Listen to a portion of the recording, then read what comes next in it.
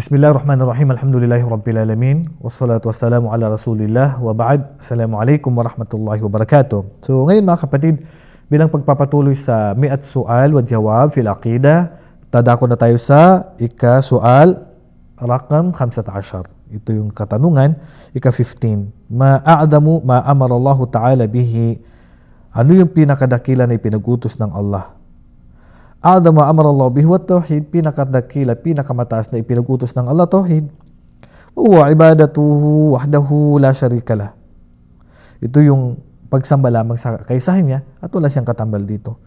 Ito yung pinaka number one na ipinagutos ng Allah ay ang sambahin lamang siya. Bawat propeta, yun ang sinasabi na sa kanila. Sabi ng Allah subhanahu wa ta'ala, وَلَقَدْ بَعَثْنَا فِي كُلِّ أُمَّةٍ رَسُولًا أَنِ اعْبُدُوا اللَّهَ وَاجْتَنِبُوا الطَّاغُوتَ. Tunay na nagpadala kami sa bawat pamayanan, bawat nasyon, ng sugo na ang sinasabi lamang nila sa mga tao ay sambahan lamang ninyo ang Allah at iwasan ninyo ang pagsamba sa mga Diyos-Diyusan. Pang-16 na tanong, ma'aqsamu tauhid. Ano yung mga uri ng tauhid? Ang uri ng tauhid ay tauhidul rububiyyah, pangalawa tauhidul uluhiyyah, pangatlo tauhidul asma wa sifat. Yan yung tatlong uri ng tauhid. Kaisahan ng Allah sa kanyang pagka-Diyos, kaisahan ng Allah sa kanyang pagka-Panginoon na siya lamang dapat na sambahin, at kaisahan ng Allah sa kanyang mga pangalan at dakila, magagandang pangalan at katangian. Pang-17, ma ta'rifu tauhid ar-rububiyyah. Anong ibig sabihin ng tauhid ar-rububiyyah? Ito yung ifradullah fi af'alihi, ito yung paniniwala mo sa kaisahan ng Allah sa kanyang mga gawa. Na siya ang naniniwala tayo na siya ang tagapaglikha, siya ang nagbibigay ng biyaya, siya ang nagpapaulan. Yan po ang ibig sabihin ng tauhid rububiyyah, paniniwala natin sa kaisahan ng Allah sa kanyang mga gawa. Pang-18, ma ta'rifu tauhid al-uluhiyyah. Ano naman ang ibig sabihin ng tauhid al-uluhiyyah?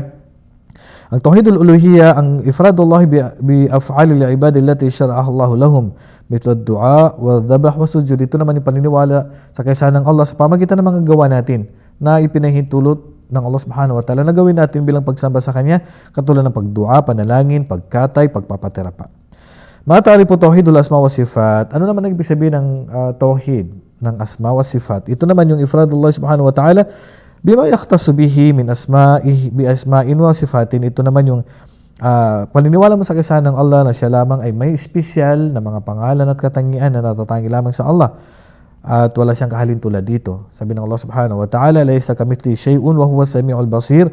Ang Allah subhanahu wa ta'ala, wala siyang kahalintulad sa bahagya, sa anumang bagay, siya ay nakaririnig at nakakakita. Pang-20, udkur ba'da anwa'il ibada, magbanggit ka ng ilan sa mga uri ng pagsamba. Ilan dito ay ang dua, panalangin, al-istighatha, paghingi ng tulong sa Allah, wal-dhabh, wa qurban, pag-alay sa Allah subhanahu wa ta'ala, warruku' was-sujud, pagruko, pagyuko, pagpapatira pa, wa dhikr, wa qiraatul Quran, pag-alala sa Allah, paggunita, pagbabasa ng Quran, maliban pa dito. Pang-21, ma'a'adama nahallahu anhu. Ano man pinakadakil at pinakamalaking pinagbawal ng Allah? Unang pinaka-number 1 na pinagbawal ng Allah ay ang shirk, ang pagtatambal sa Kanya. Sabi ng Allah subhanahu wa ta'ala, Inna Allah la yaghfiru an yushraka bihi wa yaghfiru ma duna dhalika liman yasha. Tunay ng Allah, hindi niya hindi niya mapapatawad ang pagsamba maliban sa Kanya. At ang mapapatawad niya na kasalanan ay mga kasalanan na maliban dito sa Kanyang, anumang Kanyang, kung ito ay Kanyang nanaisin. Pang-22, mana'u shirk, ano ang mga uri ng shirk? So, ang uri ng shirk, meron tayong shirkun akbar at saka ang shirkun asghar. Ang shirkun akbar ay lahat ng mga gawain na nagpapalabas sa tao sa Islam. Katulad pagsamba sa mga ribulto, sa mga patay na, at pagpapatiri pa maliban sa Allah. Mayroon naman pangalawang shirk, ang shirkul asghar. Ito naman yung mga uri ng shirk na walang katibayan, na binanggit yung salitang shirk, pero hindi pa naman napapalabas yung tao sa Islam. Katulad ng panunumpa maliban sa Allah, katulad ng pakitang tao. Yan isa sa mga uri ng shirk, o pagsuot ng anting-anting, mga uri ng shirk na hindi pa napapalabas ang tao sa Islam. Pang-23, matawaka awal shirkin finnas. Kailan nangyari ang shirk, pagtatambal sa Allah? Nangyari ang shirk sa panahon ni Nuh alayhi salam. Wa ma sababu ko shirk fi qaumi Nuh alayhi salam. Anong dahilan bakit nangyari ang shirk sa mga kaum, mga tao ni Nuh alayhi salam? As-sabab wal ghulu fi salihin, ito yung pagmamalabis sa mga matutuwid na mga tao. Nagmalabis ba sobrang pagmamahal hanggat sa dumating sa punto na sinasamba na sila.